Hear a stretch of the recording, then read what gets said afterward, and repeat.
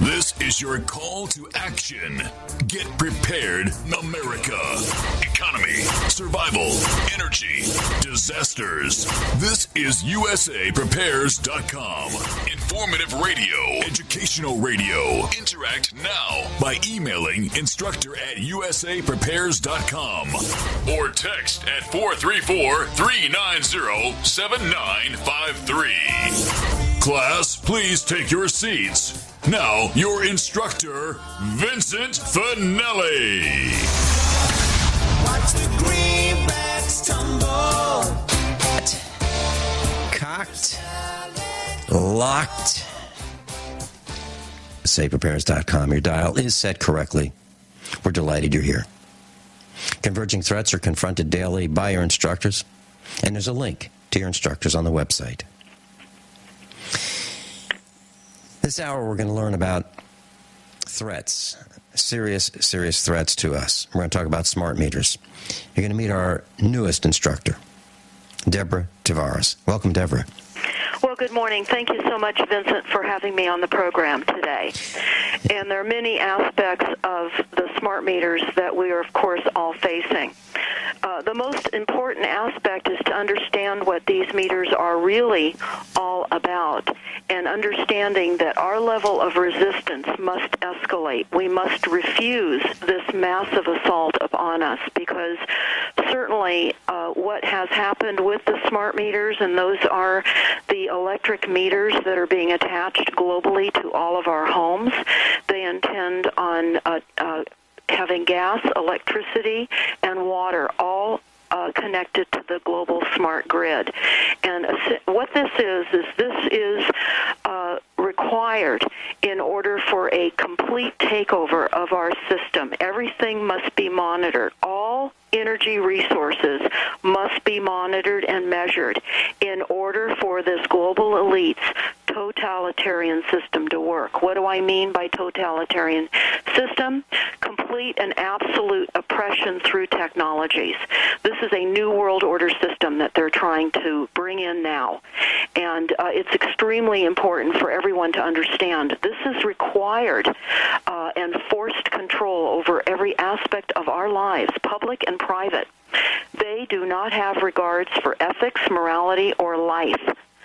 So I'm going to be talking about some source documents, the most important documents for people to read immediately to understand that war was declared from these documents, and we do not know it. It's a silent weapons system. Now, as far as the smart meters are concerned, on stopthecrime.net, on the landing page, I gave a talk to the Oath Keepers. I outline the entire aspect of smart meters from a global perspective. I bring in military documents, source documents from the elites, and how this all ties together with United Nations Agenda 21 program, which they've now renamed to Future Earth, so that you can get a full perspective of the absolute massive dominance that is planned. This is global imprisonment. This is beyond mass surveillance. The cameras, all of the sensors that we see now emerging everywhere. You can go to Mount Weather, WEATHER. It is an underground facility that was built in the mid-50s, 47 miles outside of Washington, D.C. This is where the shadow government is housed. This is where FEMA has been fomenting this massive surveillance grid upon the United States. Make no mistake about it, we are becoming imprisoned. And the Silent Weapons for Quiet Wars is on stopthecrime.net, as well as the New World Order Exposed 1969 and the Iron Mountain Report. Very important to understand what these documents reveal. They reveal the plan in their words. This is not an author writing these. These are from the global controllers, the global power brokers, the Illuminati, the interdimensionals, whatever you want to call them. This is their plan, and it's important to understand their plan so that you will know how to psychologically adjust. You will then understand the the level of engagement that each and every one of us must commit to. The longer we stall with knowing what is occurring, the more difficult it will be for us to even attempt to unravel it. And they'll tell us in their documents that they win by consent being the primary victory. And consent is the fact that we are consenting by lack of knowledge. So read The Silent Weapons for Quiet Wars. Again, the source documents on stopthecrime.net. We're going to go over those a bit this morning. I know I'm going to be back up with you, Vincent, for more time in a few days, on the 10th, I believe, and I will go into this more fully. But for those that are listening right now, if you can start reading those documents immediately. And also notice that we have a newfound White House government document posted as well that is talking about increased frequencies. And I know, Vincent, before we came on the air, we were talking about the fact that we're seeing increased behavior and amped up brutality as demonstrated by the police and law enforcement to the civilian population. And this is largely to do with frequencies. Those are being amped up globally on all of us. This is ultimately able to create behavior and to control everything about us. This is part of the Silent Weapons program. And we have a notification on our website, again, stopthecrime.net. It's a warning for massive distribution to all police, fire, and first responders, giving them information about the pulsed microwave radiation and the effects to the brains. And why is this important to give to these men and women? They have cell phone towers that have been deployed on their properties. They have increased wireless technology in their vehicles. They are completely wired wirelessly to microwave radiation frequencies that the military has weaponized. This is the new type of strategy in warfare. It is fingerprintless. We cannot see it. It is behavior altering, and this is what is happening on a global basis. The United States has used this in Fallujah, where we have put these poppers in villages that emit frequencies that tone down the anger of the people whose villages and homes have been destroyed and families have been murdered. This is no new technology. This has been used in wars. In fact, in the shock and awe war, when we went into Iraq and we saw the Iraqi soldiers coming out of the ditches and foxholes waving white flags, it wasn't because they were trying to surrender to the United States. It was because we were using beamed microwave frequency technology on them, and we were burning them. These frequencies can burn your brains right out of your head and leave the rest of your body intact. This is the level of the new type of weaponry that is being engaged in warfare. Also, the biological and all of the chemical weaponry that is being dumped in aerosols now on villages and towns globally. And we're not certainly being left alone here in the United States. All of us know that we have chemtrails or geoengineering, weather modification. It has many, many purposes. It is dumping massive chemicals. It is increasing the volume and the massive eruptions, explosive eruptions of fires. Part of the reason that the U.S. Forestry has not allowed private property owners of ranches and of standing trees to remove trees is this: they're all part of this unbelievable network and the system to bring our country down into a new world order. Now, why do I say that? We know that the United States is run by global banks, international banks, and mega corporations that are posing as a legitimate government, and they are not. Our entire court system is corrupt. We take our grievances to court. It's a corrupt court system. It is installed by the international bankers to bring forward their agendas. They'll tell us that a silent weapon system operates upon data collected and obtained from a docile public by legal but not always lawful force.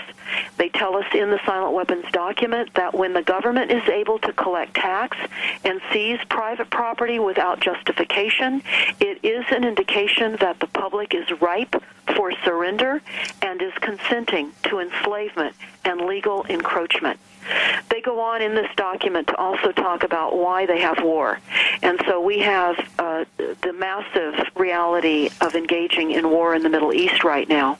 And this is, of course, multiple reasons why they create wars that we never can get out of.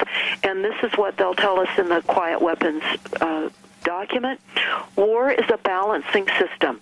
By killing the true creditors, the public, which the elites have taught to exchange true value for inflated false currency. So they are murdering us in war using a quiet weapons system. They've used depleted uranium on our troops. They're vaccinating our troops. Our troops are coming home. They're not getting the services that you would expect that they would from the VA. Why? Because we are enemies of the state. In the 1933 bankruptcy, we were stripped of our sovereignty. And again, you can read more about the details of that on stopthecrime.net. Scroll down to the USA Inc. flag and understand that during that bankruptcy, we were given as collateral our sweat equity, our property, our children, our souls was given as collateral against this phony bankruptcy that they stole all of America's gold and silver. And what has happened is we are agreeing to all of this by lack of knowledge. Our history has been rewritten. They're rewriting our corporate history with every new program that they bring into our schools. The No Child Left Behind was about leaving every child behind. We, all of us, even in our 60s, were left behind in our education. We, most of us, I know, were not taught about the bankruptcy. In fact, lawyers are told they're forced to take an oath that says they cannot reveal that bankruptcy of 1933. Otherwise, we would have been able to get further into understanding how we take action against this corrupt, illegal statute law. This is not law. We are consenting to statutes. Deborah Tavares, she said in 15 minutes everything that USA Prepares is about. Deborah Tavares is with us, and she is the director and CEO of StopTheCrime.net, StopTheCrime.net. She's a serious researcher into Agenda 21, the land theft, and she went deep into researching the global smart grid. And what you're hearing today is a result of that research. Deborah, let's go into the smart meters. For many who are listening, this might be a new term. Smart meter is one of those digital meters that records what happens and reports it back to the power company, and they can keep this information for as long as they want, which is probably forever. And they know how much electricity we're using, and they know when. So what is so bad about the smart meter? Well, it's important for everyone to understand the intention of this massive global smart grid. This is not for our convenience to be able to monitor our usage and to be able to curb our financial cost. This is how they're selling it. They're selling it as a convenience. If there's a power outage, they can restore power more rapidly. That if we move, they can transfer our power more rapidly because it will all be remotely transferred as opposed to meter readers going out on properties and doing reads. I can tell you that this intention for this global smart grid is for a single operator. It's a centralized operation ultimately. Machines will control the grid. And again, for those that are not familiar with the details of the smart meter because of our limited time here on this station right now, Vincent, I would encourage everybody to listen to my talk on stopthecrime.net. I go into great deal about the grid and why you must understand what this is and what this really means. This is massive surveillance. This is creating prisons in your homes, and I know this sounds absolutely over the top to many that may be listening.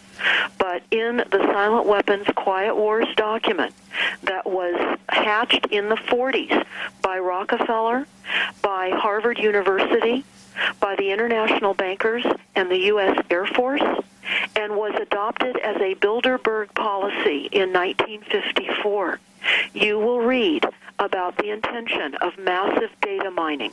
In fact, it's important to understand what you're hearing Snowden reveal right now, the NSA whistleblower. Much of what he is talking about was disclosed in this document. Again, this was written in the 40s and adopted as a policy. This Silent Weapons for Quiet Wars system in this document is a declaration of war.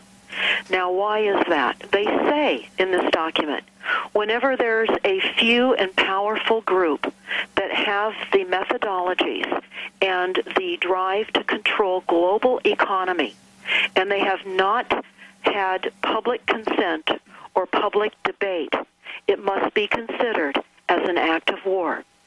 And that's exactly what this document is. It is a declaration of war using technologies that people do not even realize are war technologies. In fact, it's very important. I'm just going to read this quote. John F. Kennedy was aware that this was occurring, and he was assassinated for many reasons, of course, but only 10 days after he gave this very important speech at Columbia University, he was assassinated. And this full speech with him talking is on stopthecrime.net. I'm just going to read you a small paragraph right now so that you'll understand what you're hearing me say. Everything that you're hearing discussed right now is fully documented with government documents and intentions. So you need to read to understand and accept your current reality. It's only going to be when you understand the reality that you are really in and get out of the illusion that has been fomented. Most people are living in a conspiracy conscripted by a very few to deceive the masses. That is the conspiracy. Those that start learning what is real for our society and what is really happening behind the scenes, in the shadows, as you so often hear discussed, you will then understand what you must do to protect yourselves, your families, and your communities against all of the layers of assault upon us. And the smart meters are one of those assaults. Deborah Tavares, we're talking about silent weapons. Stephen Ewer's with us. Synergistic Nutrition. You've heard his commercials on USAPrepares.com and the Genesis Communications Network. And I've asked Stephen Ewer to be on with us today for a lot of reasons. He has been to the Get Prepared Expo, and I buy his products. And class, I pay the same price that you do it. And here's Mrs. Finelli came into the studio last week, and she said, I'm running low on One World Way. And she has the 5-pound container. And she said, I'm running low, so would you buy some more? And I said, sure. You want one? And she said, well, 2. 3. 6. Welcome, Stephen Ewer. Thank you, Vincent. It's a pleasure to be on, and I'm so happy that your wife is loving the product as much as she is. Well, you met her at the expo, and she is blonde-haired, blue-eyed, and I guess we're not allowed to say a woman's age, but I married someone the same age as I am, and I'm just over 60, so I won't tell you her age, but she she will make a one World Way shake in the morning and one in the afternoon to evening, and she'll split it with me, and so she'll make a double, and we'll split it. She absolutely is convinced, Stephen, that the age spots that she had are gone because of one World Way. Now she takes. I want to be open and above board on all this. She takes Kyani Nitro Extreme, as do I, and she takes Dr. Joel Wallach's Beyond Tangy Tangerine, as do I, and she consumes 2 shakes a day of the one World Way, and she loves it. So let's talk about that. Is it possible that those bumps that we have on our skin as we get older can disappear with this product? Well, you can't make any kind of claim like that, but the evidence of your wife experiencing that while being on the way indicates that there is improvements in her biochemistry from the consumption of the whey that enables the body to become empowered with its ability to detoxify itself at the cellular level. And I think the main thrust of my message that I've been giving for several years now on the GCN radio network has been most people have just looked at whey protein as some way to just appease their appetite, stabilize their blood sugar, and maybe use it as a weight loss tool and maybe as a muscle building tool, and really are not really comprehending the greater degree of importance that a non-denatured whey protein provides the body. And that importance is that this particular food in nature is the only food with the highest levels of the sulfur amino acid cysteine, and in a complete matrix of all the amino acids the body needs. So the body is able to then take and benefit from the protein that you're getting, but also benefit from the sulfur amino acid in producing much, much higher levels of glutathione. And glutathione is the body's #1 detoxifying chemical. And because of toxicity and aging and all the stress people's bodies are under in our time, in our era, people are not producing the optimal levels of glutathione, so they're experiencing more inflammation, more free radical damage, more toxin accumulation. When you get older and the proteins that your body makes, or the waste proteins that your body makes called lipofuscin, are not being excreted through the liver, then they build up in the tissues, and they start to show up as visibly on the skin as brown spots. And so if you could resurrect the glutathione production and you get it going throughout the whole body, then gradually, little by little, as your body cleans up all the tissues, one of the benefits that may happen is the ability to clean up these brown spots from one's skin. Well, Stephen, I can tell you that when I was growing up in the 1950s, there used to be these commercials, and they would talk about age spots, and they call them liver spots, and that's what we're talking about, right? Yes, the technical name is lipofuscin, and you can call them age spots or brown spots for the common vernacular. They're all the same thing, and the unfortunate thing is that if it's happening visibly on the skin, it's also happening at the cellular level and on the nerves, and you're literally aging at the tissue level within your body. It's not just a cosmetic, downgrading of your looks. It's physically a deterioration of the brain and nervous system and all the tissues of the body in which it's deposited. So a way to look at this is the body says, let's park this damage right over here, and we see it as these brown spots. Yeah, it's more like just toxins. Basically, the body's producing. It has to deal with metabolic waste from the cell's production of energy. It has to deal with the damaged molecules from cooking food. Cooked food is just naturally going to create damaged molecules. When you're young, your body's pretty robust in being able to keep up with detoxifying all these things out on a daily basis. But as you get older, it falls behind, it accumulates, and when it accumulates to the level that it's no longer just being stored in the tissues in the body, it starts to visibly store on the tissues and externally on the skin and become visible as age spots. It's just garbage, metabolic garbage that should be hopefully avoided if you know what to do. And this is why I practice what I practice, because it's like quality of life is everything. I mean, the degree to which we're experiencing happiness on a daily basis is the dominant emotion, is the degree which you're living a successful life. And even though that's also a psychological, belief system about how you view things is part of that. There's also a very real biochemistry effect, and that is if you are not feeding your body correctly all the trace minerals and all the phytochemicals and all the nutrients and amino acids that it needs, and not overburdening it with toxins you can't handle, you're not going to be a happy person. I don't care how positive-minded you think you are at the conscious mind level. You're not going to be a happy, joyful person because your chemistry is actually spiraling down. So is there a link between sulfur and obesity? Yeah, it's basically your cells require 3 elements for the proper cell division to occur. So it's sulfur, hydrogen, and yttrium. And for the DNA to synthesize proteins and make correct proteins within the cell and for the body to use, those 3 elements have to be there. And one of the elements that we are deficient in on a chronic basis is sulfur.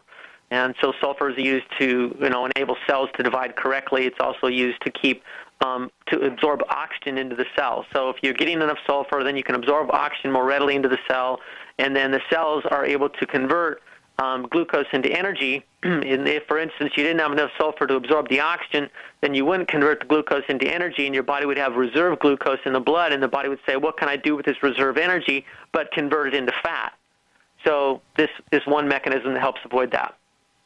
So yesterday, I was, after the broadcast, I was getting ready for the meetup, and I was dragging a little bit, and Mrs. Finelli said, oh, no, you're not dragging. Here, have a shake. And so I had some One World Way. Seriously, I'm not kidding about this. And made it all the way through till way past midnight. Got home late from the meetup. And I believe that I am benefiting from One World Way having more energy. Is that possible? Or is that... Yeah, that's one of the natural outcomes because... if you are, first of all, your red blood cells need to be able to be free floating when they're flowing through the bloodstream. I used to look at people's blood under a microscope, take a prick of their finger, look at a drop of blood under the microscope, and most people with any degree of health challenges would have their blood clumping, which is not supposed to happen. The red cells are supposed to stay separated and free floating so they have maximum surface area to carry maximum oxygen levels. But when you're fatigued at all, that's usually lost. When you introduce the whey protein into the body, you increase your glutathione levels, which helps to neutralize free radicals and helps keep the blood cells free floating so they can carry more oxygen to your cells, so you make more energy, your mind functions clearer. Oxygen is the catalyst for all these reactions for fuel to be burned, just like a fire, in a little fire pit. If you didn't have enough oxygen and you're trying to burn wood in a fire pit, you'd get a lot of smoke and very little fire. But if you have plenty of oxygen, you'll turn it into a fire and you'll get a lot of heat and a lot of actual conversion of the wood into energy. It's the same thing with your body. A lot of people maybe taking the optimum supplements in terms of minerals and other things, but they're not addressing their pH, so they have low oxygen levels. And the red cells are clumped together so they can't carry the oxygen readily to the cells. So these two factors have to be addressed. You have to create an alkaline pH, and you have to keep your red blood cells charged. It's called the zeta potential charged so that they repel one another like 2 North Pole magnets or 2 South Pole magnets will repel each other. Same thing with red blood cells. They'll repel each other when they have their electron charged to them, and then they'll carry maximum oxygen levels to all the tissues of the body, thus giving you more energy. One thing we haven't talked about is life expectancy. Is this something that, and I know we can't make a claim, but is this something that you believe would extend life? Anytime, yes, I do. Anytime you raise the levels of glutathione and you detoxify the cells at a faster rate, cells are going to live longer, and that was proven by Alexis Carrel. Alexis Carrel did really, really excellent cell research on chicken heart tissue that he kept in a laboratory and fed it daily and washed it daily, and the cells would continue to divide into new cells indefinitely with no signs of aging for, I think it was 23 years when he recorded that in his book called Man the Unknown. And then about 5 years later, when it was 28 years into the experiment, they forgot to clean the cells one day and they died. That was the rumored reason why they died. But basically, some of the cell cultures he worked with, he said that he allowed the metabolic waste to accumulate around the cell, and when he did, the cell would age and then eventually die. But if the cells were kept free of metabolic waste, they would live eternally. And that's the main problem as to why we deteriorate as quickly as we do, is that our metabolic waste from our cells and our unhealthy foods that are coming from demineralized soils laden with pesticides, we are not benefiting. There's too much waste in our cells from both cooked foods and from metabolic waste and outside external toxins that don't get to filter out through the liver and the kidneys, and they don't get exhaled through the exhalation. So they build up in the tissues, and cells then start to become damaged, and then they age, and then they die. Makes perfect sense to me, because I know what a plugged catalytic converter can do to the performance of an engine. And our son has a 2-stroke motorcycle that he uses around the farm, a Yamaha RT180, and it got a plugged exhaust or a plugged muffler, and it just would not run. Cleaned it out, and it worked great. So I can fully understand the analogy here. Stephen Hewer, Synergistic Nutrition, sgn80.com. I love it when Stephen Hewer is on the broadcast classroom with us. And he's with Synergistic Nutrition. If you'd like to get to his website, it's sgn80.com.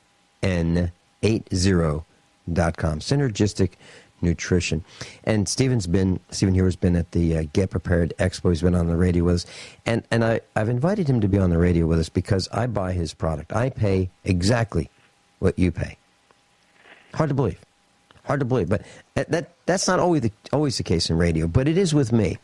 So I buy this product. Mrs. Finelli loves it, and I wanted to share with you some of the reasons. So that's why Stephen Hewer's here. Stephen, there are other things that we need to talk about. We won't be able to get to it today, but I'd like to have you back, in about a week or so. You think we could do that? Sure. Okay. Now, Mrs. Finelli had a question for me to ask you. She takes 1 scoop for herself twice a day with milk. Now, she wanted to know, is there a benefit for her increasing her consumption to 2 scoops twice a day, just for her? It's always dependent upon each person's, you could say, needs, and there's no one set amount because everybody's digestive tract development and capacity for breaking proteins down and absorbing the amino acids varies. Mm-hmm. So really efficient people absorb, protein more efficiently. They break a protein down into amino acids. They absorb the amino acids. They get more out of less and need to eat less. And so that's why God gave us an appetite, because there's no doctor and no textbook and no chart that can give you the amounts that are optimum for you. Mm-hmm. I tell people just listen to your body and let it tell you what it does and doesn't need. I would also advise not to forget about the fat content in your diet, because your body needs proteins and fatty acids to make it all work. And if she's doing the raw milk and the butter in her diet, then she's getting that. And also the, essential fatty acids is important with omega-3 and omega-6 from seed oils. So I've had people, in the beginning take 7 scoops a day because their body was craving it and they just felt really good. And after they were on that for a while, then they backed off to something more like 3, maybe 2 to 3 scoops a day. Mm-hmm. Personally, I do about 3 to 4 scoops a day. So I do, 2 scoops in the morning, 2 scoops in the afternoon, sometimes less than that. Just depends on what my body tells me. Mm-hmm. What I like to do is I like to let it set for about 15 minutes, and it gets thicker. Is that acceptable? You recommend that or not? I do. I like to do that too. It's fine. You can let this set for several days, and it thickens up in the fridge. It becomes a cold, delicious chocolate, vanilla, or strawberry drink that's even more flavorful than if you just mix it up and drink it right away. It's more flavorful if you let it set for a little while. So yeah. Okay.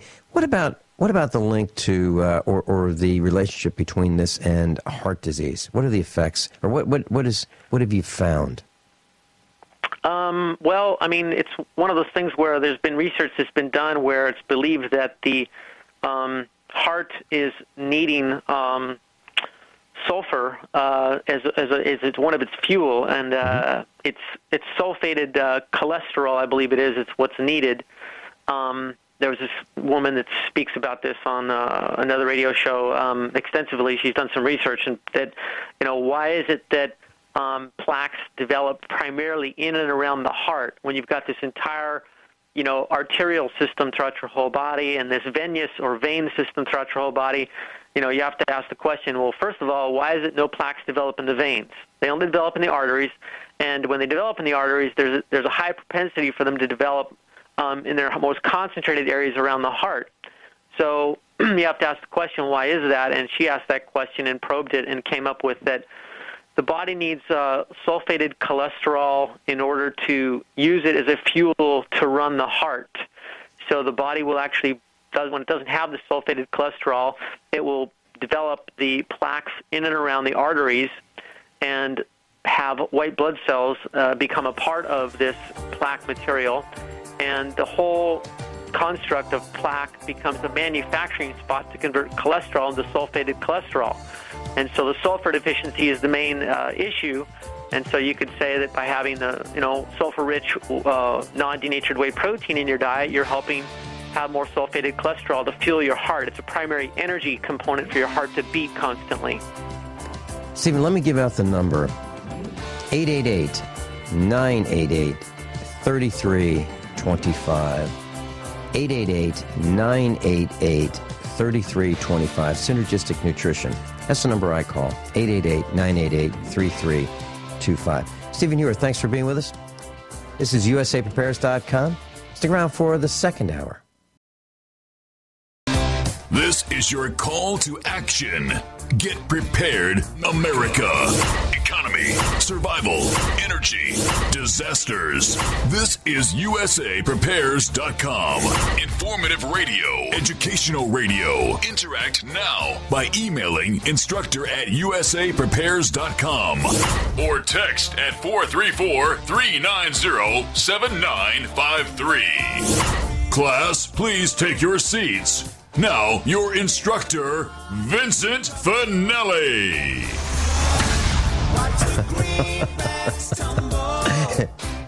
Everyone all set, cocked, locked. Hour number 2 of USAPrepares.com. And we're going to talk about money right now. We're going to talk about money. And we're going to be talking about protecting your assets. Paul Victor's with us. USAPrepares.com instructor. Welcome, Paul. Good morning, Vince. How are you? Hey, I'm really well. I want to share a couple quick stories with you before we get started. There's an operation, an organization on the Blue Ridge Parkway. It's kind of a hotel, and the property was improved by the Vanderbilts at the turn of the last century, and it's been improved, and people go there as a destination. It's in North Carolina, at the top of the Blue Ridge Parkway. It's on a national park, so think of it like a motel, a hotel, a resort, and a lot of people go there to visit. They spend money. They have 90 employees. So I called the manager of it because I read a post that just hit the internet that the National Park Service has armed guards preventing the people who have reservations at this motel from attending. They've got reservations. It's called the Pisgah Inn, Pisgah Inn. Okay? It's a private hotel that holds a concession on the Blue Ridge Parkway. And the National Park Service has armed guards preventing people from going. Now, because of the government shutdown. So I talked to the manager. His name is Bruce O'Connell, Oconnell. So he runs his private business on the government land, and revenue is delivered to the government for running this operation. The Blue Ridge Parkway remains open, even though there's a government shutdown. And there are 90 employees that work there, and 40 to 50 of them live there. They live there, and they've been told that because of the government shutdown, 90 employees are going to be out of work because the government won't let any customers go there. And 40 to 50 of them who live there are going to be thrown out. So they have armed rangers blocking the parking lot 24 hours a day since last Friday. They receive no federal funding, and they don't have any employees. They pay into the government. Now, the man that I'm talking about who manages this, Bruce O'Connell, actually the owner of the company that manages this operation, was going to be on the air with us, and we were going to talk about this, and you and I were going to help with a strategy to protecting your assets from seizure, and that's another story I'm going to tell you in a couple minutes. Anyway,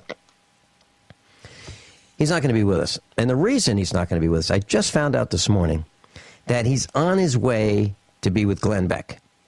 So yesterday, he committed to being on the air with us, and he sent me a cryptic email, no can do, the radio broadcast, and I found out from his staff that he's on his way to do an interview with Glenn Beck. So Glenn Beck jumped us. So I just wanted to share that with you. Now, Paul Victor, let's talk about this other situation. There's a supermarket in Michigan. It's called Schatz Supermarket.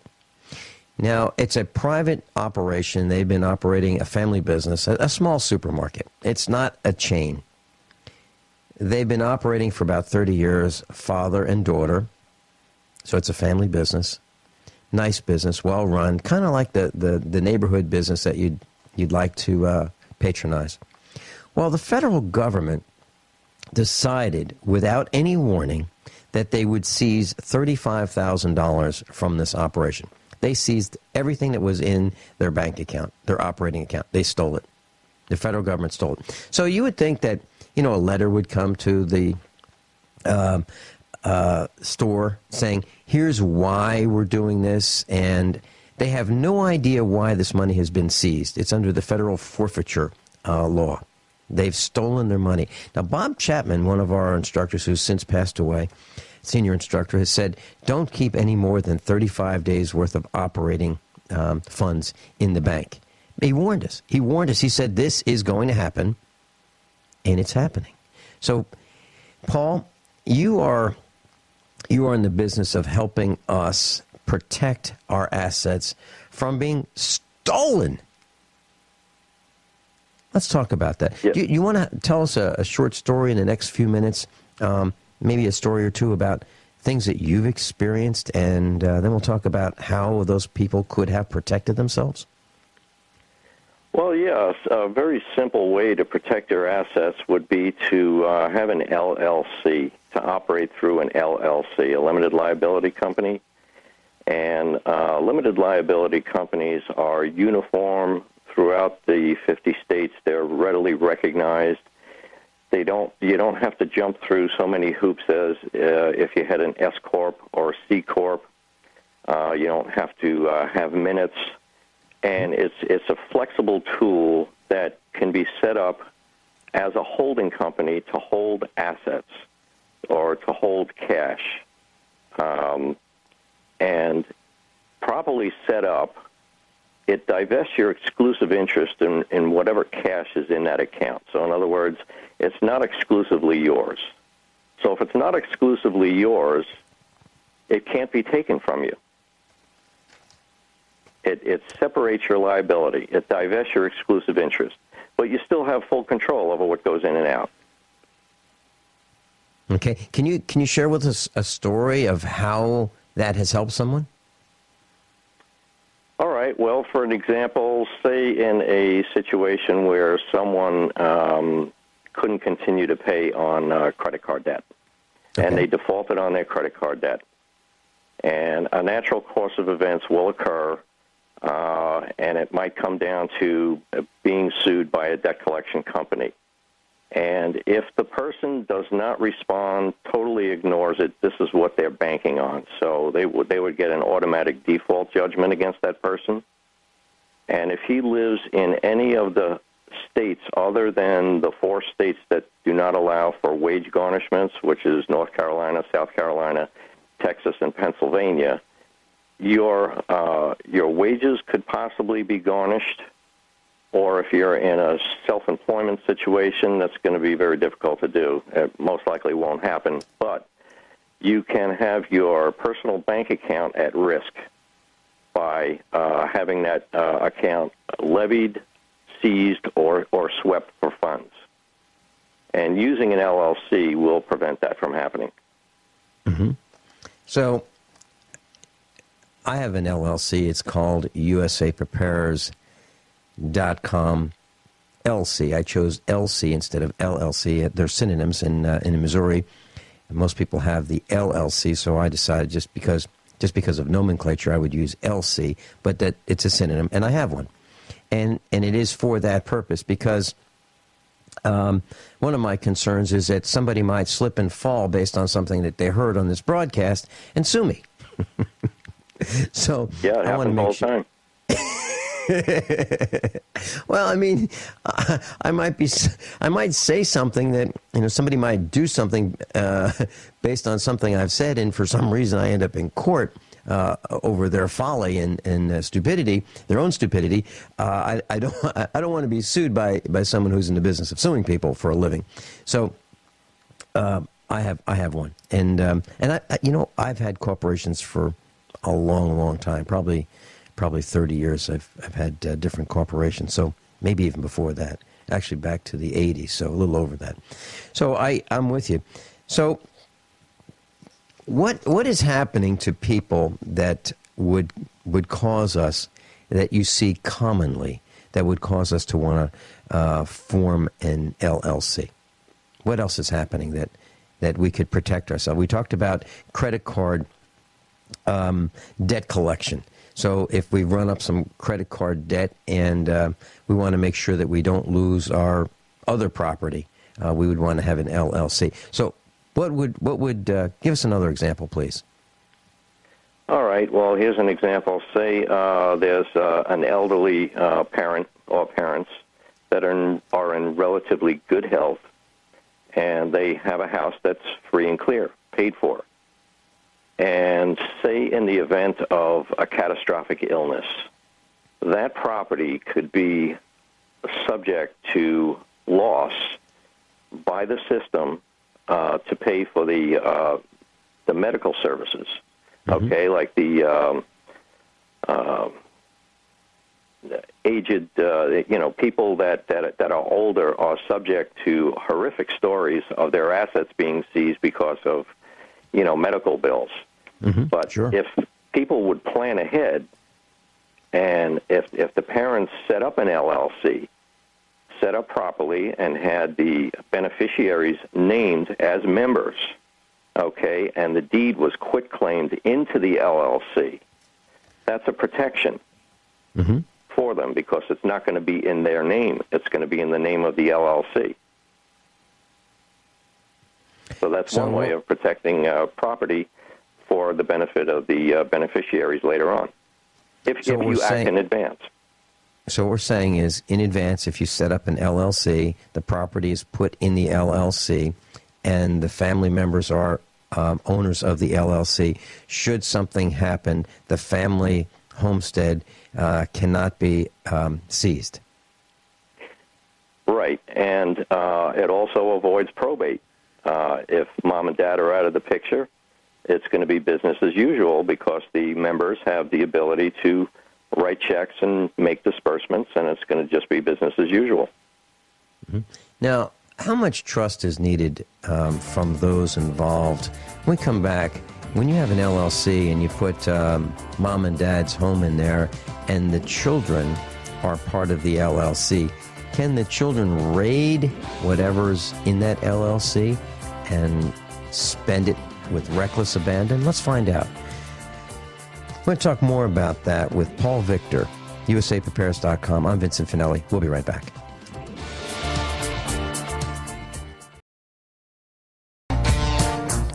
Class, one of my greatest concerns is that I'll be behind the microphone at the farm studio, and our cows will get out. Now imagine 100 cows and calves getting loose, and I'm at the farm behind the microphone. What do? Well, during the first hour, just before the first hour, of this broadcast, I was in the studio, and I got a call from our neighbor. He said, "Hey, Vinny, how's it going?" I said, "Good." He goes, "You know, there are a whole bunch of black cows on your road." And just want to let you know. I said, "Where are you?" He said, "Well, I'm on the road. I'm out of town." I said, okay.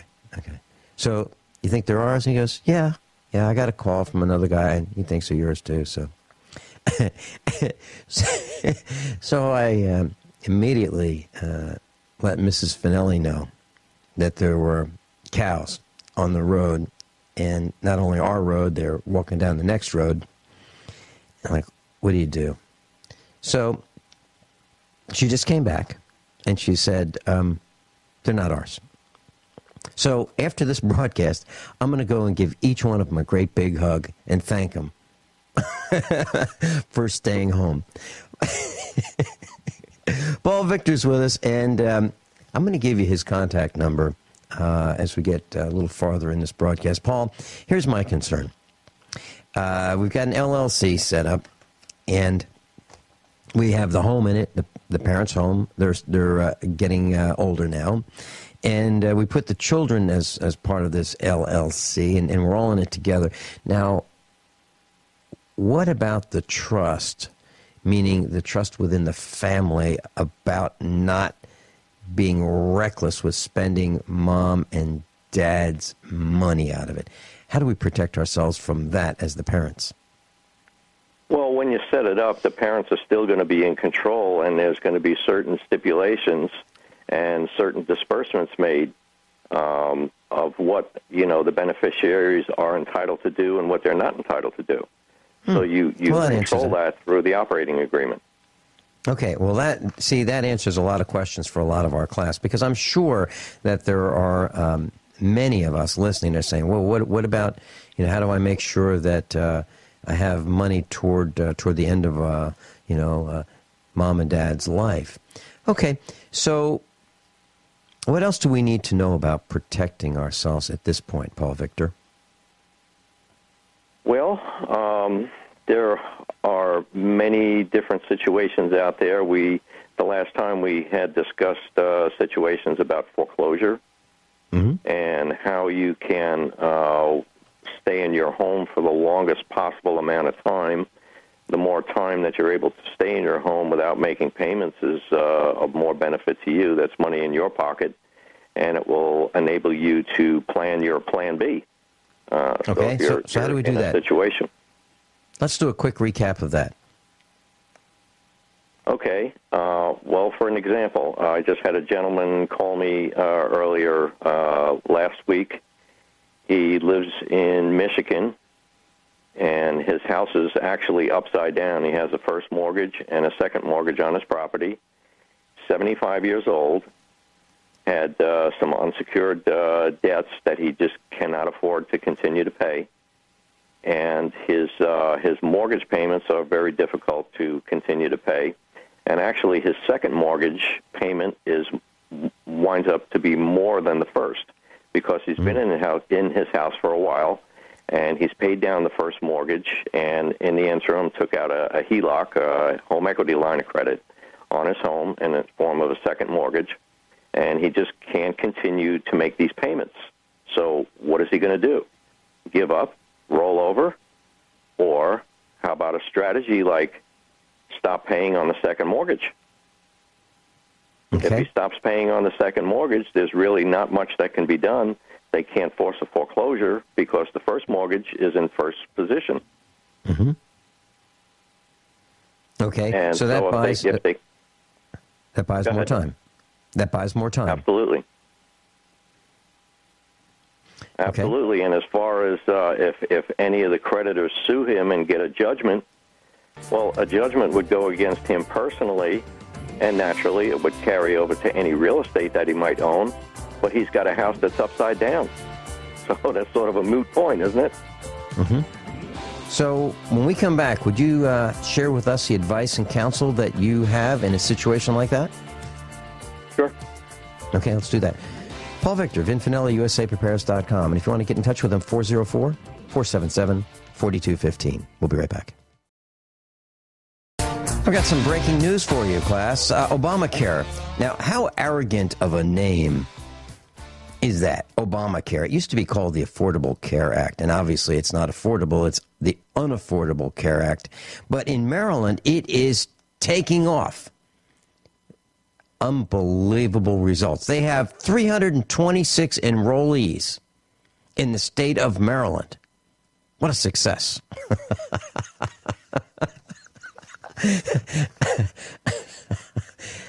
There's nothing this administration can do right. Nothing. And now, oh, geez. Paul Victor and I are talking about this case study we're doing right here, a brief case study on an upside-down house, second mortgage, home equity loan, unsecured debt. Paul, please take us through a little bit more of that, and then let's talk about the Schott supermarket and what they could have done to protect their account from the forfeiture power of the United States government. So this one case where we've got a second mortgage, home equity loan, please tell us a little more about that.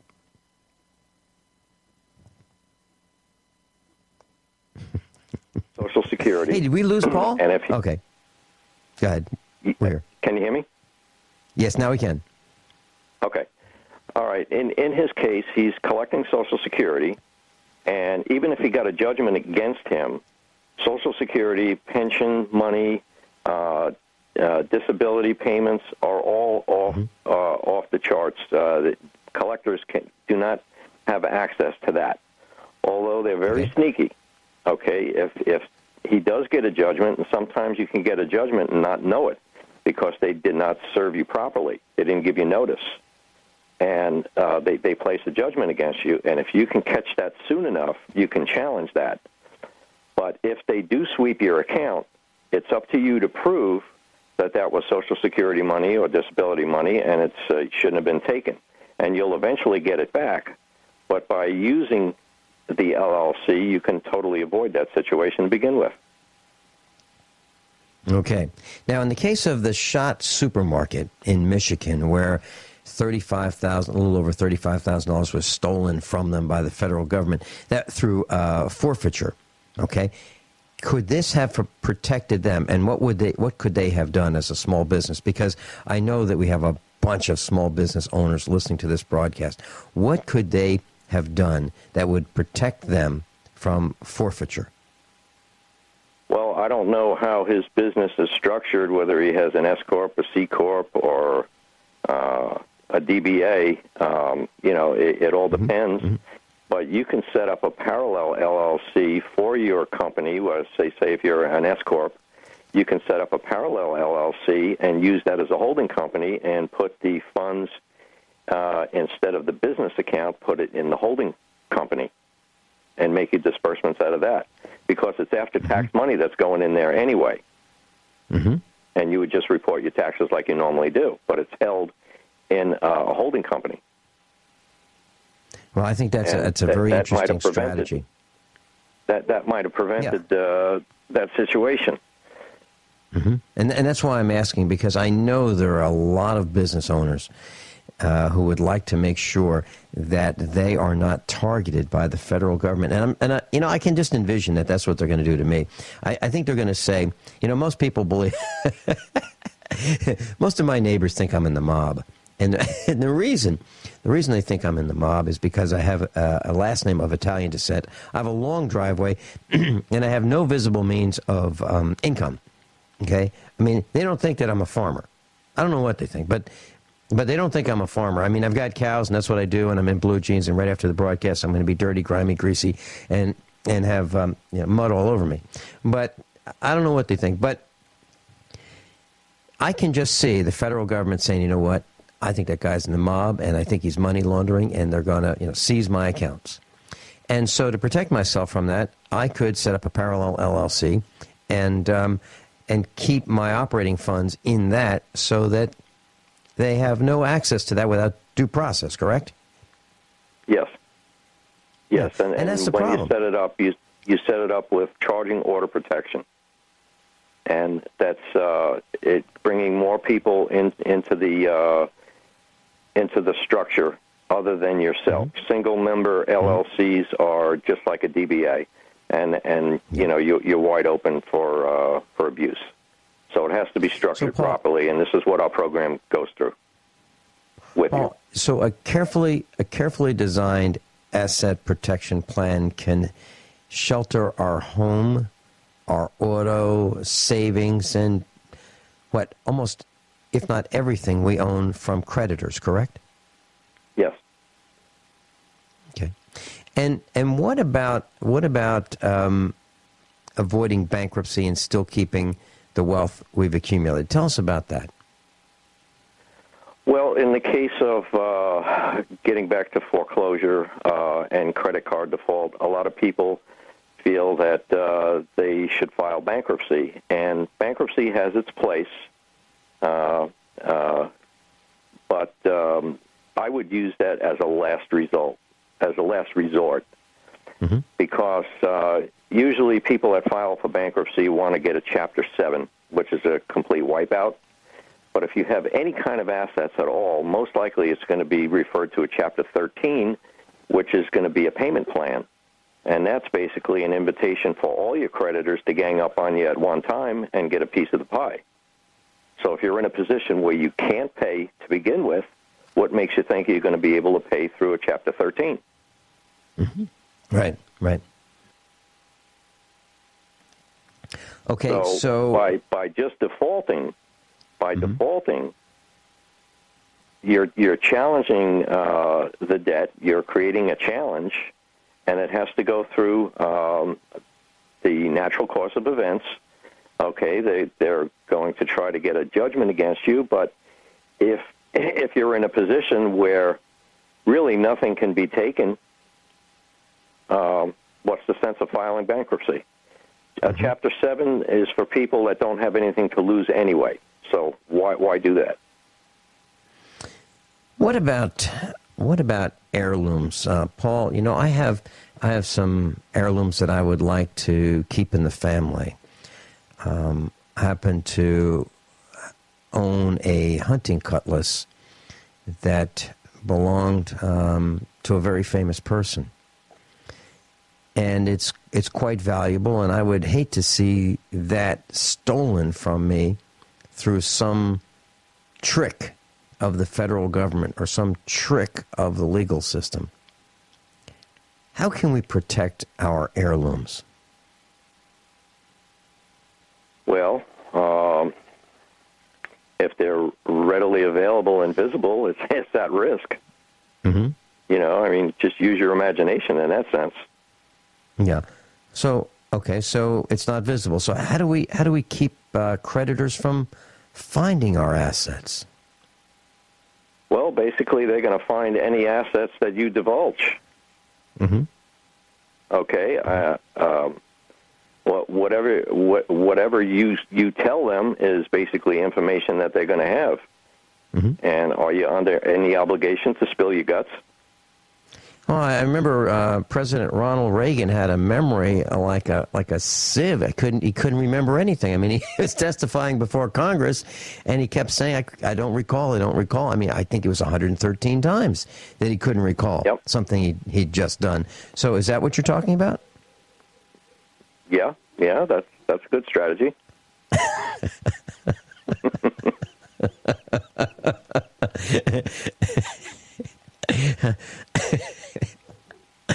Oh, jeez. Okay, so let's. So we were talking about discovery. When the other side is going through discovery, we have a tough time remembering. And by the way, the character that I play a lot when I'm in public, when I'm working with the other side, is I am Columbo. I mean, I turn into Columbo, and I'm really confused and forgetful, and I scratch my head, and I look around, and my ADHD kicks in. I can't concentrate on anything they ask me. That's who I am, and I'm able to turn that on very, very quickly. So let's turn our business into a creditor-proof operation. Tell us what we need to do, please. Well, the first thing you got to consider your household a business. Operate your household like a business, and you do that by setting up a limited liability company. And you're going to have your after-tax funds being deposited into that account. It's set up properly. It has charging order protection. And if anybody comes down the pike and sues you, gets a judgment against you, the money in that account is safe because it has the charging order protection, and the money is not exclusively yours. It's divested of its exclusive interest. It's like rich people. They own everything, and if they get involved in a lawsuit, I don't own anything. Yeah. Mm-hmm. It's all owned by the LLC or the corporation or the trust or something like that, correct? Yes. Mm-hmm. Okay. So we divest ourselves from all of those assets, and we put them into an LLC, and we operate our household as a business. Okay. Yep. And please continue with that, because I think this is fascinating. Well, you're paying your expenses through the LLC. Mm-hmm. All right, and in the meantime, you can still have a checking account in your name, in your personal name, but keep very little money in it. Just maybe enough to pay an electric bill, water bill, light bill. Mm-hmm. And if anybody's looking or coming after your assets, they'll see, wow, this guy's only got $100, $200 in his account. Mm-hmm. And the good thing about the LLC, it's anonymous. We present people with options on which LLC to get. There's Delaware, there's New Mexico. You could set up an LLC in any state, but we find that New Mexico is the least expensive, and it gives you the anonymity that you need. And it's very simple to set up. Paul, can you help us with the costs and a little bit of the process of setting up one of these when we come back? Sure. Paul Victor. Class, Paul Victor's with us. Paul Victor, and he and I are talking about setting up an LLC. We talked about the state of Delaware, the first state, and New Mexico. And I asked Paul to share with us the process. What is the process, and what are the costs? And if you'd like to get in touch with Paul Victor after the broadcast, preferably, 404-477-4215, 404-477-4215. Paul, please tell us the process and the costs associated with setting up an LLC. Okay, our program gives you the instructions on how to access what we call the incorporation module, and you have all the contacts for whatever LLC you wish to purchase, whether it's Delaware or New Mexico, and the contact information is there, and the cost of setting up a New Mexico LLC, for example, is only $149. And that takes care of your first year of your registered agent's fee, and there's a recurring $99 registered agent fee per year. That's the most inexpensive. For example, Delaware, I believe they went up to $250, and that's a recurring fee of $250 a year. So you can do everything right online, and there's complete instructions in our program that shows you how to do that. Okay. Now, is it required that, Paul, that you have the recurring fee, or can you just pay the original setup fee and then stop right there? Is it something that you have to pay every year to continue, or not? Well, yeah, it's advised to do that, but if you know of anybody that lives in New Mexico with an address, you could name them as the registered agent, and you wouldn't have to pay the fee. Okay, so the idea is you really need to have someone representing your interests in the state in which you form this limited liability corporation. Yes, and the New Mexico LLC does provide the registered agent.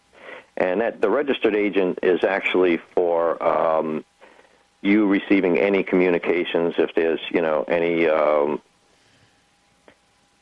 any communications at all regarding that LLC, the registered agent has to be able to take care of that and get back to you.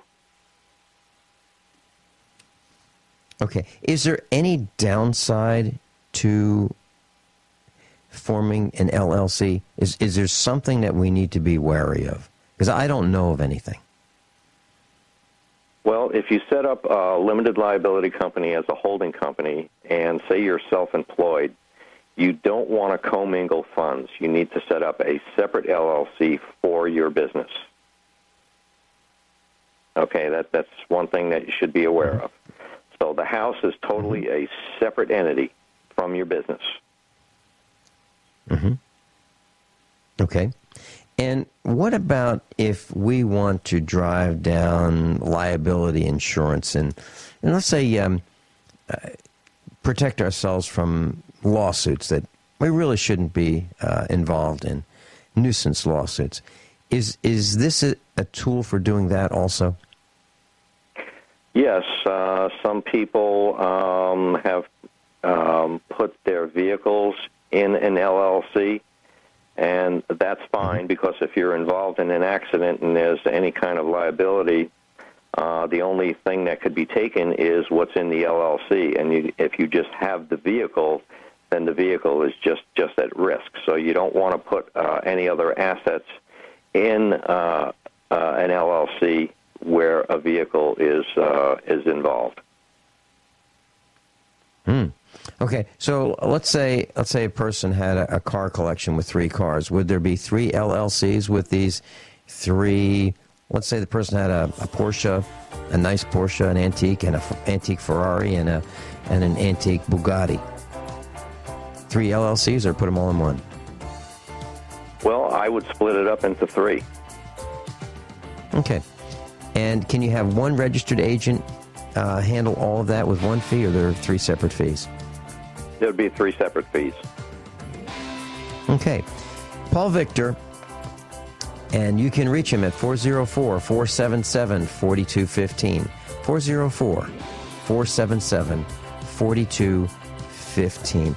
And class, there's a link to Paul Victor on the website, usaprepares.com, page 1. And also, if you want to see my thoughts on the World War II memorial shutdown, page 1, USA Prepares YouTube video.